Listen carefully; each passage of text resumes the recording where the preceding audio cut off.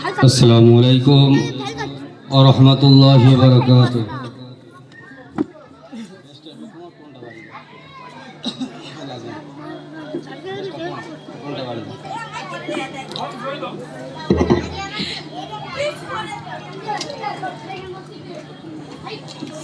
আশেপাশে যারা ঘোরাফেরা করছেন শামিয়ানার ভিতরে চলে আসুন।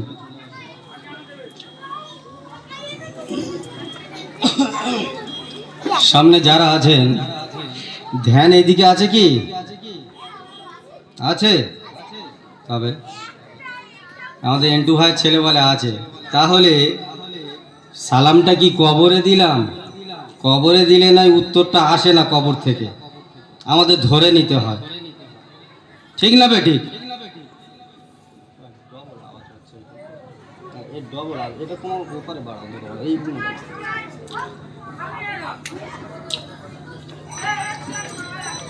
أعوذ بالله من الشيطان الرجيم.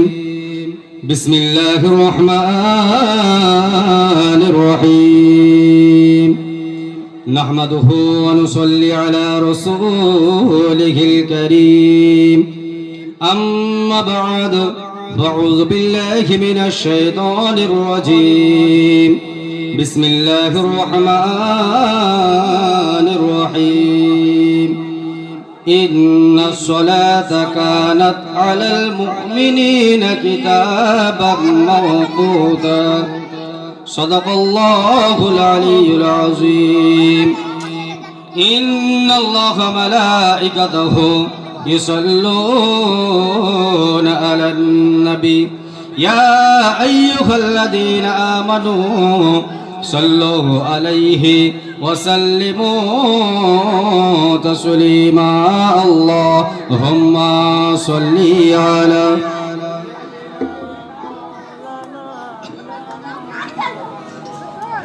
وعلى آل سيدنا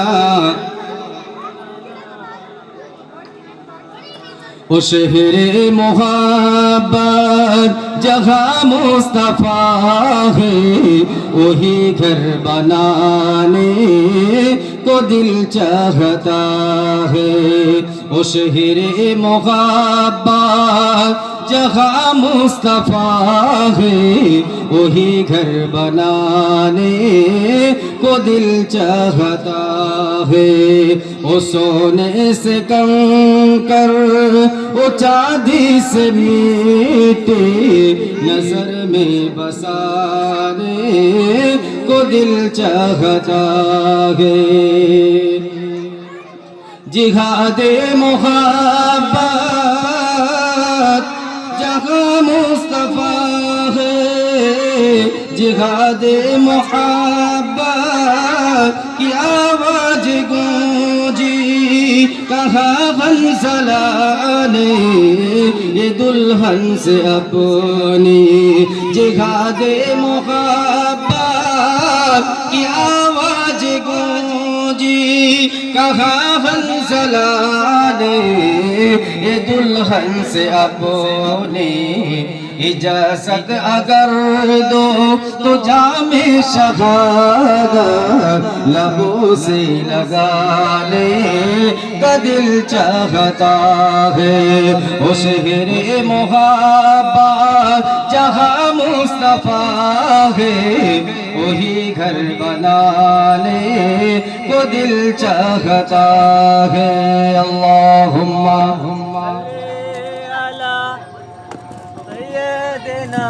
मौलाना मोहम्मद वअला आलिहि सय्यिदिना।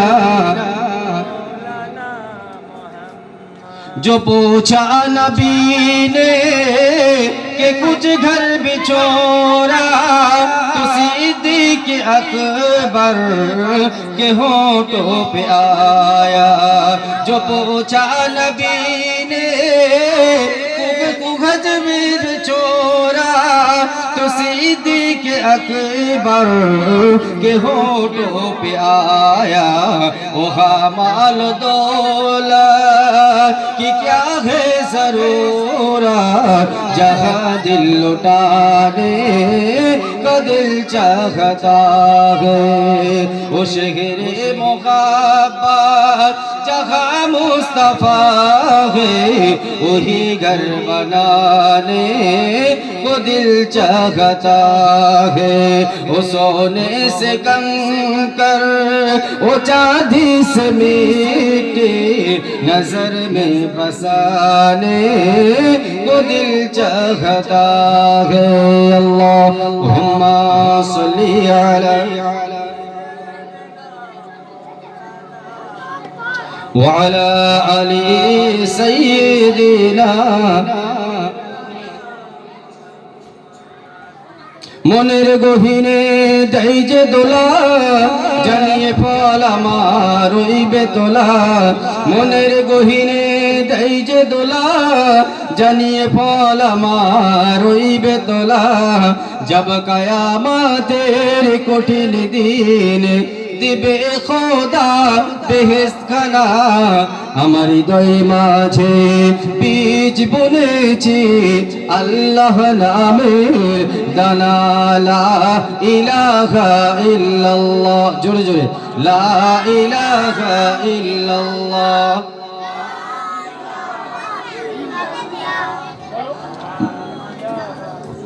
সাল্লাল্লাহু আলাইহি ওয়াসাল্লাম সমস্ত প্রশংসা সমস্ত গুণকীর্তন সমস্ত আরাধনা বন্দনা সেই মহান রব্বুল আলামিনের জন্য যে মালিক যে দয়াময় যে রব্বুল আলামিন আমাদেরকে ভালোবেসে আজ জান্নাতি মজমায় বসার তৌফিক দান করেছেন সেই রব্বুল আলামিনের প্রতি আমরা শুকরিয়া আদায় করি বলি আলহামদুলিল্লাহ জানা কেনা সৃষ্টি করলে কুল কায়নাত কিছুই সৃষ্টি হতো না আমরা চোখের সামনে যা দেখছি এক কথায় চোখের বাইরে যা কিছু রয়েছে সেই মহামানব মহানেতা হুজুর আকরাম সাল্লাল্লাহু আলাইহি ওয়াসাল্লামের প্রতি অসংখ্য দরুদ ও সালাম সকলে বলুন সাল্লাল্লাহু আলাইহি ওয়াসাল্লাম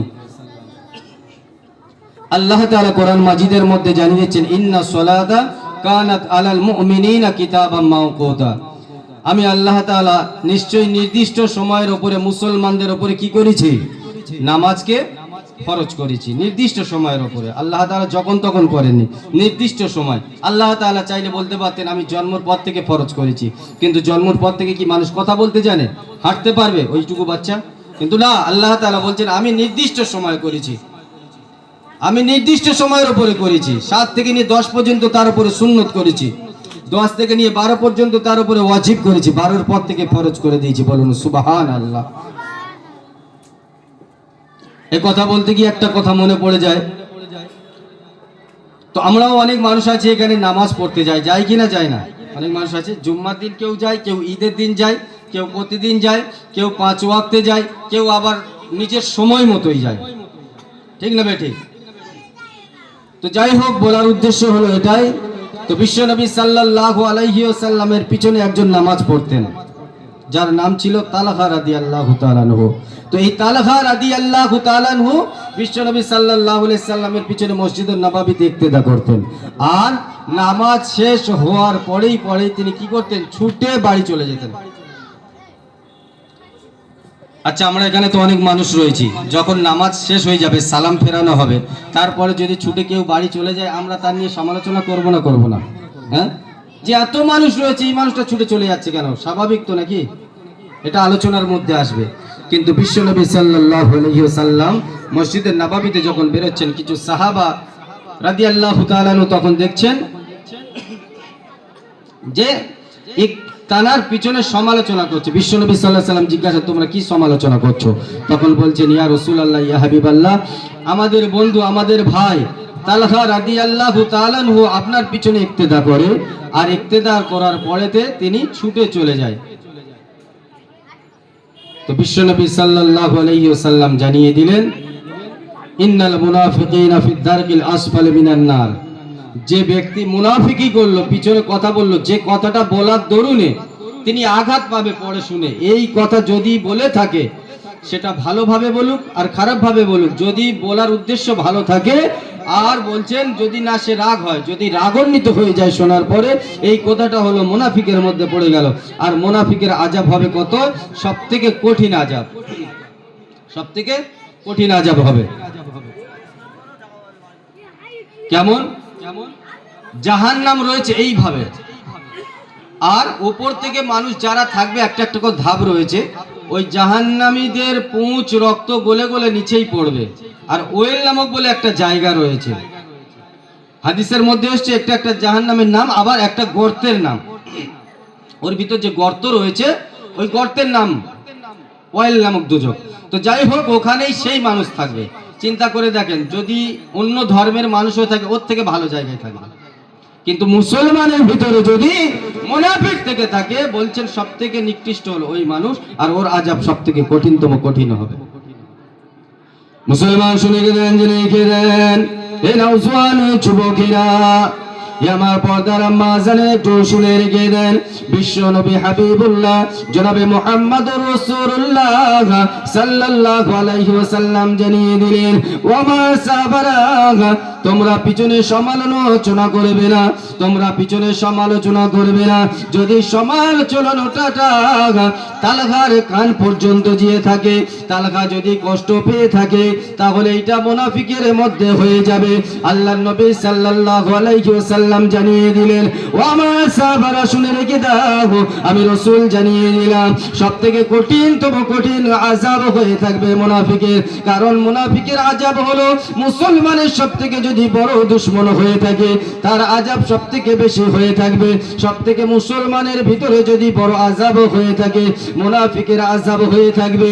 এজন্য বিশ্বনবী সাল্লাল্লাহু আলাইহি ওয়াসাল্লাম জানিয়ে দিলেন, ও আমার সাহাবারা শুনে রেখে দাও, আমি রাসূল জানিয়ে দিলাম, পিছনে সমালোচনা করবে না। চলো চলো চলে যাই, তালগার বাড়িতে চলে যাই। তালগার বাড়িতে গিয়ে আমরা জিজ্ঞাসা করব কি কারণের জন্য তিনি ছুটে চলে যায়।